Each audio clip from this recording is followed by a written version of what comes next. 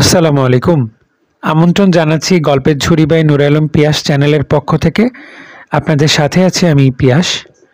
আপনাদেরকে আজকে পাঠ করে শোনাব শ্রদ্ধেয় লেখক আল মাহমুদের মহানবী হজরত মোহাম্মদ সাল্লাল্লাহু আলাইহি ওয়াসাল্লাম বইয়ের তৃতীয় পর্ব। তো আমরা সরাসরি তৃতীয় পর্বে চলে যাচ্ছি। মক্কায় প্রকাশ্যে ইসলাম প্রচারকে কুরাইশরা আর সহ্য করতে পারছিল না। সামান্য ছুতোয় তারা মুহাম্মদ সাল্লাল্লাহু আলাইহি ওয়াসাল্লামকে অপমান ও জব্দ করার মৌকা খুঁজতে লাগলো। সবসময় তারা আল্লাহর নবীরকে চোখে চোখে রাখতে লাগলো, যাতে তিনি কোনো মক্কাবাসীকে কিংবা বাইরে থেকে আগত অতিথিকে ইসলামের দাওয়াত দিতে না পারেন। কুরাইশরা ভাবত মুহাম্মদ সাল্লাল্লাহু আলাইহি ওয়াসাল্লামের কথায় যেন জাদু আছে, যা মুহূর্তের মধ্যে শ্রোতাকে বশীভূত করে ফেলে। এই জন্য প্রকৃতপক্ষে তারা মুহাম্মদ সাল্লাল্লাহু আলাইহি ওয়াসাল্লামকে পাহারা দিতে লাগলো। এই অসহনীয় অবস্থায় হজের মাস এসে গেল। হজের সময় কেউ কারোর ওপর আক্রমণ করত না, রক্তপাত হারাম ছিল। ঝগড়া ফ্যাসাদও দৃঢ়ভাবে নিষিদ্ধ থাকায় মুহাম্মদ সাল্লাল্লাহু আলাইহি ওয়াসাল্লাম ভাবলেন এটাই ধর্ম প্রচারের সুবর্ণ সুযোগ। কিন্তু কুরাইশগণ মুহাম্মদ সাল্লাল্লাহু আলাইহি ওয়াসাল্লামের অসাধারণ বাগ্মিতা এবং পবিত্র কোরআন তিলাওয়াত করে মানুষকে আকর্ষণ করার ক্ষমতা সম্বন্ধে ভালো করেই জানত। তারা ভাবল হজের দিনগুলোতে কাবা প্রাঙ্গণে, ওকাজের মেলায়, মিনার এবং অন্যান্য স্থানে মুহাম্মদ সাল্লাল্লাহু আলাইহি ওয়াসাল্লাম যদি তার হজকালীন বাক স্বাধীনতা ব্যবহার করে তবে সর্বনাশ হয়ে যাবে। হজযাত্রীরা মুহাম্মদ সাল্লাল্লাহু আলাইহি ওয়াসাল্লামের কথায় মুগ্ধ ও বশীভূত হয়ে পড়বে। যে করেই হোক মুহাম্মদ সাল্লাল্লাহু আলাইহি ওয়াসাল্লামকে এই জাদুকরী ক্ষমতা ঠেকাতে হবে। এর মধ্যে হজের মেলা শুরু হয়ে গেল। সারা আরব উপদ্বীপ থেকে দলে দলে হজযাত্রীরা এসে মক্কার আশেপাশে ও মিনার প্রান্তে তাঁবু ফেলল। মুহাম্মদ সাল্লাল্লাহু আলাইহি ওয়াসাল্লাম এদের কাছে ইসলামের দাওয়াত নিয়ে যাওয়ার আগেই কুরাইশ নেতাদের তাঁবুতে তাঁবুতে গিয়ে মুহাম্মদ সাল্লাল্লাহু আলাইহি ওয়াসাল্লামের নামে কুৎসা প্রচার করে এলো এবং তাদেরকে মুহাম্মদ সাল্লাল্লাহু আলাইহি ওয়াসাল্লামের কথা না শোনার জন্য অনুরোধ করলো। বলল মুহাম্মদ সাল্লাল্লাহু আলাইহি ওয়াসাল্লাম পাগল, স্বধর্মত্যাগী এবং কুরাইশ যুবকদের বিপথে পরিচালনার উস্কানির দাতা। কেউ যেন মুহাম্মদ সাল্লাল্লাহু আলাইহি ওয়াসাল্লামের কথায় কান না দেয়। এই শত্রুতার ফলে মুহাম্মদ সাল্লাল্লাহু আলাইহি ওয়াসাল্লাম হজযাত্রীদের কাছে ঠিকমতো ইসলামের মহিমা প্রচার করতে পারলেন না। তবে তিনি একবারে ব্যর্থ মনোরথ হলেন না, কারণ আকাবা উপত্যকায় ইয়াসরিব থেকে আগত কয়েকজন হজযাত্রীর কাছে তিনি ইসলামের মর্মবাণী পৌঁছে দেওয়ায় তাদের হৃদয় গলে গেল। এরা ছিল মাত্র 6 জন লোক। এরা মক্কা থেকে মাত্র 270 মাইল দূরের যে শহরে বাস করতেন, সেই ইয়াসবিরের ইহুদিদের কাছে একজন পয়গম্বরের আগমনের ভবিষ্যৎবাণীর কথা প্রায়ই শুনতেন। এখন মুহাম্মদ সাল্লাল্লাহু আলাইহি ওয়াসাল্লামের কথা শুনে এবং তার অপরূপ চেহারা ও দেহকান্তি দেখে এবং পবিত্র কিতাবের আয়াত শ্রবণ করে তাদের বুঝতে বাকি রইল না এই সেই নবী, যে নবীর আগমনের ভবিষ্যৎবাণী ইহুদিরা তাওরাত কিতাবে পাঠ করে আগে থেকেই জানে।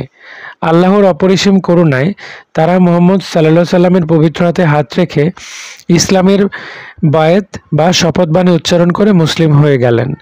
ইসলাম গ্রহণ করে নিজেদের শহরে ফেরার আগে তারা 6 জন মুসলিম মুহাম্মদ সাল্লাল্লাহু আলাইহি ওয়াসাল্লামকে এই প্রতিশ্রুতি দিলেন যে আগামী বছর তারা আরও বহু সংখ্যক হজযাত্রীকে সঙ্গে নিয়ে তার সাথে সাক্ষাৎ করবেন। ইয়াসিরবাসীদের সাথে ইসলামের কালেমা তাদের নিজের শহরে প্রবেশ করল। পরে এই ইয়াসবিরের নামই হয় মদিনাতুন নবী বা নবীর শহর। মুসলমানরা সংক্ষেপে বলে মদিনা। বর্তমানে এই শহরটি সবুজ খেজুর বাগানে ঘেরা পৃথিবীর সবচেয়ে সুন্দর শান্তিময় শহর এবং ইসলামী শিক্ষার প্রাণকেন্দ্র রূপে পরিচিত। 6 জন মক্কাবাসী তাদের 6 জন মদিনাবাসী তাদের ওয়াদা মতো পরের বছর হজের সময় আকবার উচ্চভূমিতে মুহাম্মদ সাল্লাল্লাহু আলাইহি ওয়াসাল্লামের সাথে মিলিত হলেন। এবার তাদের সাথে অনেক লোক। মুহাম্মদ সাল্লাল্লাহু আলাইহি ওয়াসাল্লাম তাদের কাছে ইসলামের দাওয়াত দিলেন এবং পবিত্র কোরআনের আয়াত পাঠ করে শোনালেন। মদিনার প্রতিনিধিরা মুহাম্মদ সাল্লাল্লাহু আলাইহি ওয়াসাল্লামের হাতে হাত রেখে বলল যে তারা এখন থেকে এক আল্লাহর ইবাদত করবে, আল্লাহর সাথে অন্য কাউকে শরিক করবে না, চুরি করবে না, ব্যভিচার করবে না, সন্তান হত্যা করবে না, কুৎসা প্রচার করবে না এবং আল্লাহর রাসূলের অবাধ্য হবে না। এই শপথকে বলা হয় আকবার প্রথম শপথ। এভাবেই মক্কার বাইরে ইসলামের আলো বিকীর্ণ হলো। পরের বছর 500 হজযাত্রী নিয়ে মদিনাবাসীরা আবার উপস্থিত হলেন এবং মক্কাবাসীদের অত্যাচার উৎপীড়ন থেকে আল্লাহর রাসূলকে এবং মক্কার মুসলিম ভাই বোনদের রক্ষার জন্য মদিনায় চলে যেতে আমন্ত্রণ জানালেন। মুহাম্মদ সাল্লাল্লাহু আলাইহি সাল্লামের কয়েকটি শর্তে মদিনায় যেতে রাজি হন। মদিনাবাসীরা সবগুলো শর্ত বিনা দ্বিধায় মেনে নিয়ে আকাবার দ্বিতীয় শপথ উচ্চারণ করেন। এতে মুহাম্মদ সাল্লাল্লাহু আলাইহি সাল্লাম খুব খুশি হয়ে মদিনাবাসীদের বিদায় দেন এবং মক্কা থেকে হিজরতের জন্য আল্লাহর সম্মতির অপেক্ষা করতে থাকেন। ধর্মের জন্য গৃহত্যাগকে বলে হিজরত। এর আগে যারা মক্কা থেকে আবিসিনিয়া চলে গিয়েছিলেন তারাই ছিলেন মুসলিমদের প্রথম হিজরতকারী দল। তাদের মধ্যে মহিলারাও ছিলেন। এই দলের আমির বা নেতার নাম ছিল জাফর। কুরাইশ নেতা আবু জেহেল, আবু লাহাব, আবু সুফিয়ানের দল বুঝতে পারল যে মুহাম্মদ সাল্লাল্লাহু আলাইহি ওয়াসাল্লাম আর মক্কায় থাকবেন না। তিনি যদি আরবদের অন্য কোনো শহরে গিয়ে আশ্রয় পান তবে যে তিনি অত্যন্ত প্রভাবশালী হয়ে পড়বেন এবং সারা জাজিরাতুল আরবে ইসলামের প্রতিপত্তি অদম্য হয়ে উঠবে, তারা তা আন্দাজ করে আতঙ্কিত হয়ে পড়ল। শেষে পরামর্শ করে তারা স্থির করল মুহাম্মদ সাল্লাল্লাহু আলাইহি ওয়াসাল্লামকে তারা তরবারির আঘাতে হত্যা করে ফেলবে।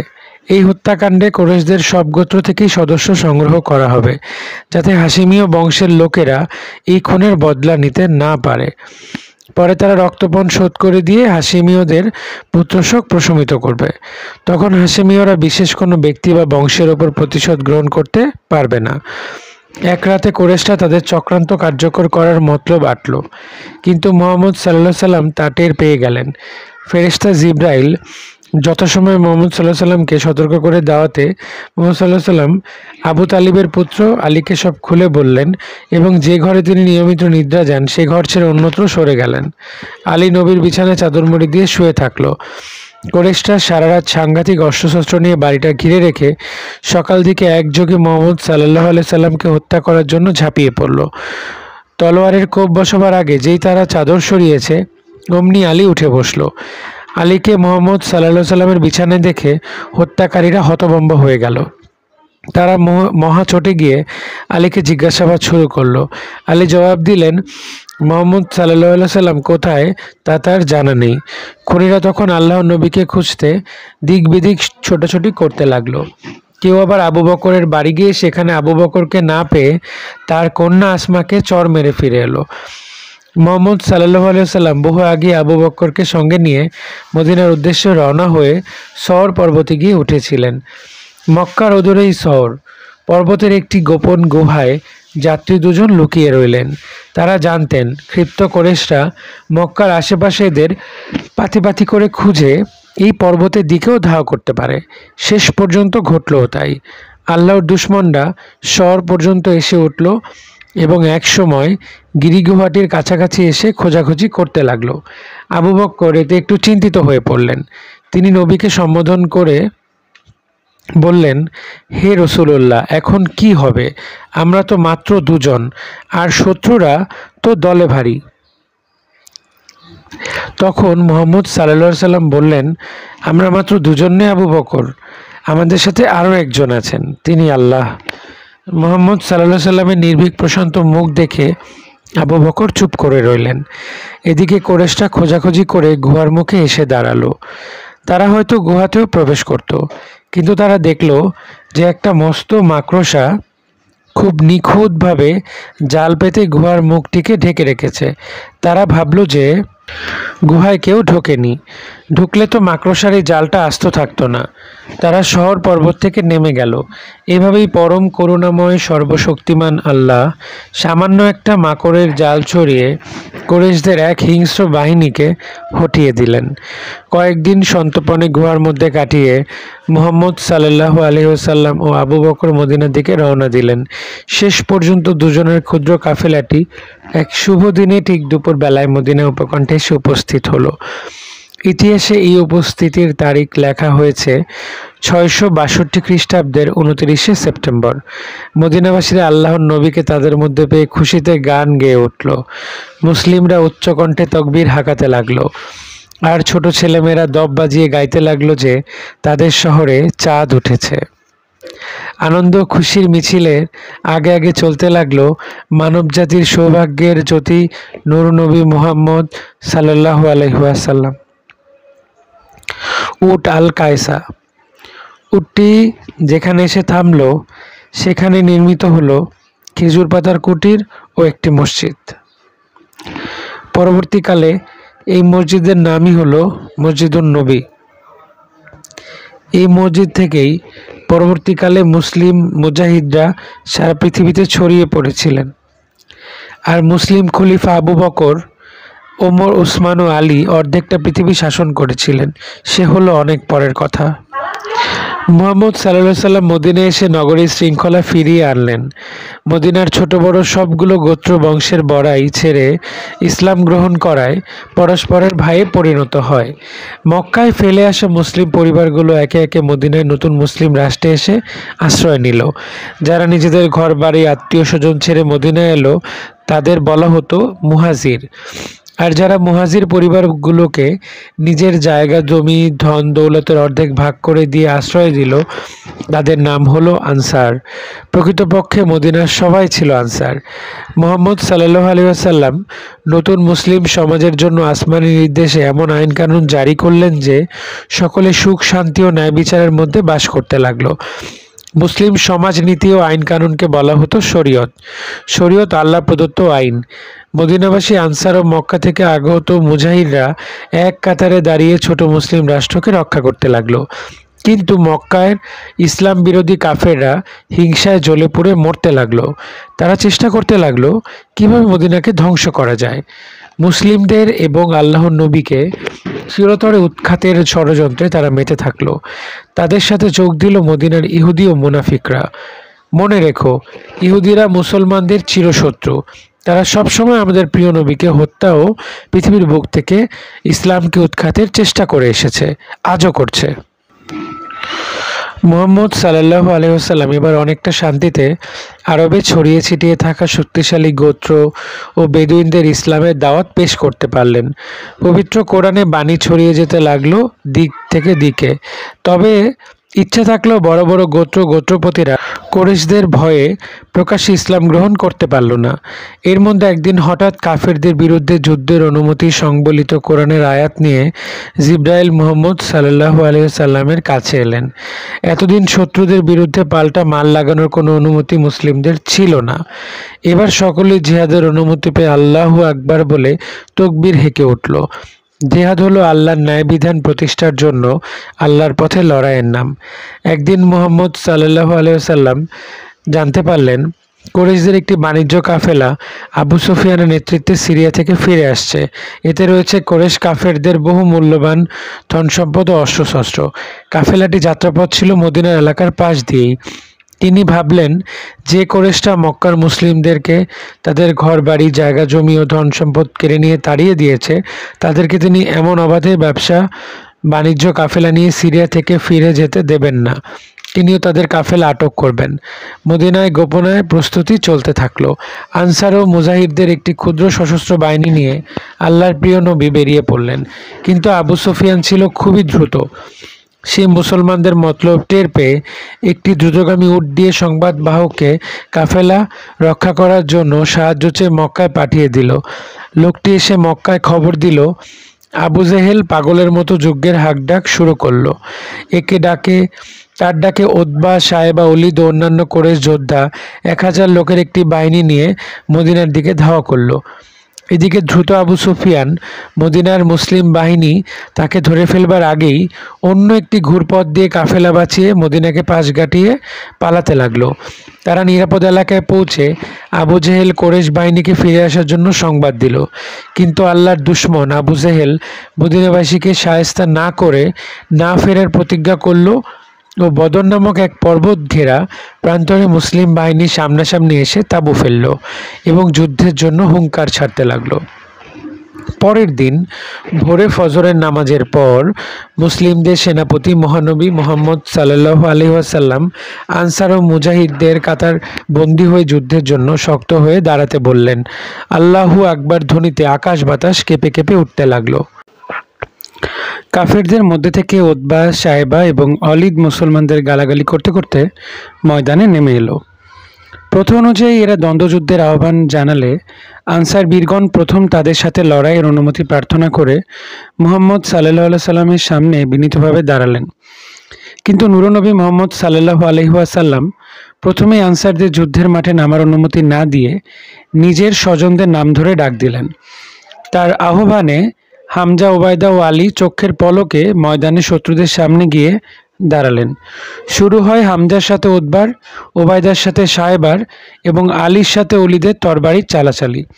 কুরাইশদের প্রথম আঘাত সামলে নিয়ে মহাবাহু আলী তার তরবারির এক কোপে অলিদের মাথা কেটে ফেললেন।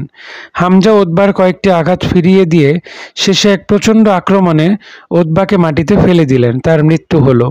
কিন্তু বয়সে প্রবীণ ওবায়দা সাহেবাকে বারবার আঘাত করে ধরাশায়ী করলেন বটে, নিজেও শত্রুর তরবারির ঘায়ে জর্জরিত হলেন।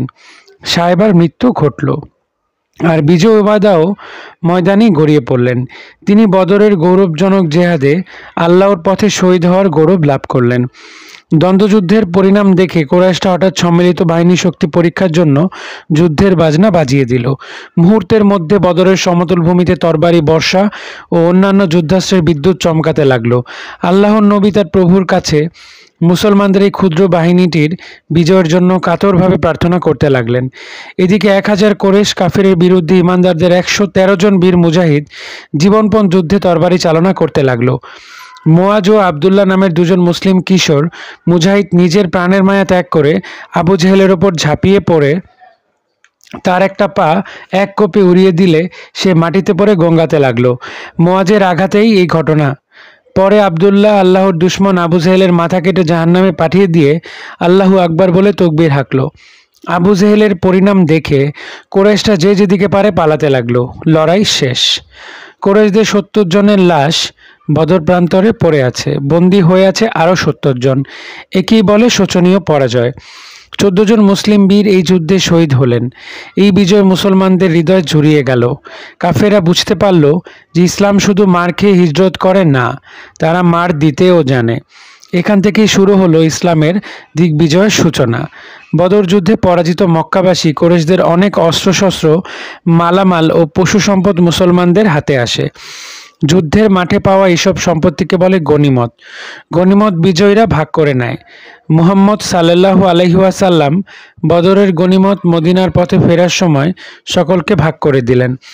মদিনায় ফিরে জানা গেল যে নবী কন্যা রুকাইয়া ইন্তেকাল করেছেন। তিনি ছিলেন ওসমানের স্ত্রী। তার অসুস্থতার জন্য হযরত তার স্বামীকে বদরের যুদ্ধে যোগ দিতে দেননি। বদরের বিজয়ে মুসলমানরা খুব খুশি হলো আর হিংসায় জ্বলে পুড়ে গেল মদিনার ইহুদিরা। ইহুদিরা প্রথম থেকেই মুহাম্মদ সাল্লাল্লাহু আলাইহি ওয়াসাল্লাম ও ইসলামকে ভালো চোখে দেখেনি। তারা মক্কার পরাজিত কাফেরদের প্রতি খুবই সহানুভূতিশীল ছিল। তারা যখন শুনল আবু জেহেল, উতবা ও সাহেবার মতো কুরাইশ বীররা বদরে নিহত হয়েছে, তখন তারা তেলেবেগুনে জ্বলে উঠল। কিন্তু বাইরে এমন ভাব দেখাতে লাগলো যে মদিনার বিজয়ে তারাও খুশি। প্রকৃতপক্ষে তারা কুরাইশ নগরী মক্কার কাফের সর্দারদের সাথে ষড়যন্ত্র করতে লাগলো কিভাবে আরবের বুক থেকে ইসলামকে উৎখাত এবং আল্লাহর নবী হযরত মুহাম্মদ সাল্লাল্লাহু আলাইহি ওয়াসাল্লামকে হত্যা করা যায়। এই ষড়যন্ত্রকারী ইহুদিদের মধ্যে বনি কাইনুকা, বনি কোয়ারজা ও বনি নজির বংশের ইহুদিরাই ছিল সবচেয়ে খারাপ। তাদের সাথে মদিনার মুনাফিকরাও যোগ দেয়। মুনাফিক বলতে তাদের যারা প্রকাশ্যে ইসলাম গ্রহণের ঘোষণা দিলেও অন্তরে ছিল কাফের। তারা ইমানদারদের সাথে মিশে থেকে ইসলাম ও নবীর বিরুদ্ধে ষড়যন্ত্র করত। সময় ও সুযোগ পেলেই আনসার ও মুহাজিরদের মধ্যে ঝগড়া লাগিয়ে দিত। এরা ছিল ইহুদিদের দোসর। এদের নেতার নাম ছিল আবদুল্লাহ বিন উবাই। লোকটা খুব খারাপ ছিল। সে হযরতের মদিনায় আসার আগে মদিনার রাজা হতে চেয়েছিল, কিন্তু আল্লাহর প্রিয় নবী মদিনায় এসে ইসলামী রাষ্ট্র প্রতিষ্ঠা করায় ওই লোকটারা রাজমুকুট পরা হলো না। কারণ আল্লাহর ধর্ম ইসলাম কাউকে একচ্ছত্র রাজা বানায় না। ইসলাম ন্যায় ধর্ম। গণতন্ত্র সুবিচার প্রতিষ্ঠার জন্য আল্লাহর খেলাফত জারি করে। বদর যুদ্ধের পর হযরত মুহাম্মদ সাল্লাল্লাহু আলাইহি ওয়াসাল্লাম তার আদরের কন্যা ফাতিমাকে বীর যুবক আলীর সাথে বিয়ে দিলেন।